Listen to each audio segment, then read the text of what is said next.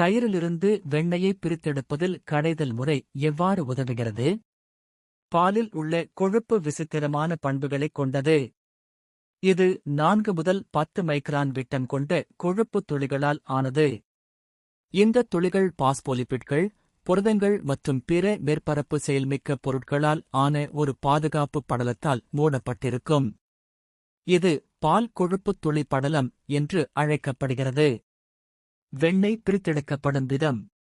தயிரை வேகமாகச் சுழற்றி தீவிரமாக கடைந்து கலக்கும்போது அந்த பாதுகாப்பு படலத்தின் பெரும்பகுதி சிதைவடைகிறது. இதனால் உட்புறம் உள்ள கொழுப்புத் துளிகள் பிசுபிசுப்பானதாக மாறுகின்றன. தொடர்ந்து கடைவதால் இந்த பிசுபிசுப்பான கொழுப்புத் துளிகள் ஒன்றோடு ஒன்று ஒட்டிக்கொண்டு பெரிய வெண்ணெய் துகள்களாக மாறுகின்றன.